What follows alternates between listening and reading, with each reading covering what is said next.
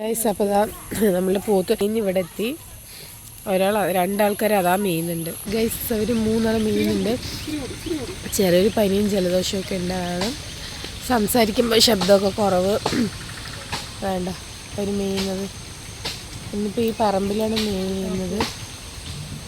ഒരാൾ ഈ മാവും ചൂട്ടിൽ നിന്ന് തന്നെ മാങ്ങൻ്റെ ഇല വലിച്ചു തന്നെയാണ് കേട്ടോ.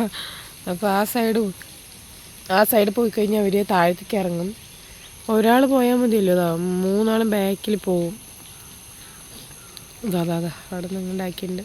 എന്നിട്ട് ആക്കിയാലും നമ്മൾ ഇവിടെ മെയ്യുന്നുണ്ടെങ്കിലും ശ്രദ്ധിക്കണം. നമ്മളില്ലെങ്കിൽ ഇവർ ഒറ്റ സെക്കൻഡ് കൊണ്ട് ഇവർ ഇറങ്ങിപ്പോവും.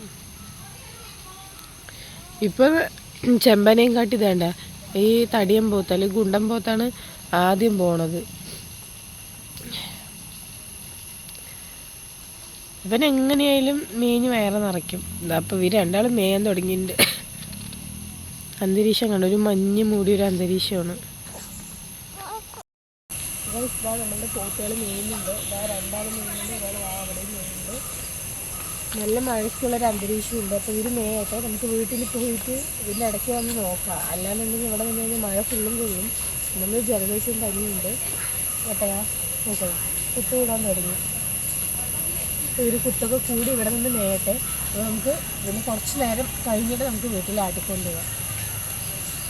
അപ്പോൾ തോടി പറഞ്ഞിട്ട് എത്തുമ്പോഴേക്കും ഇവർ ഇപ്പുറത്ത് കൂടെ കയറി.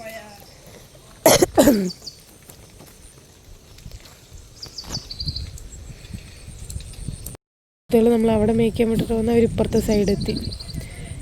നമ്മളവിടെ കാണാനില്ലാണ്ട് നോക്കുമ്പോൾ അവിടെ നിൽക്കണം. നമ്മളുടെ പോത്ത് പാറയിൽ കൂടെ കയറി വീട്ടിലേക്ക് പോകുന്നുണ്ട്.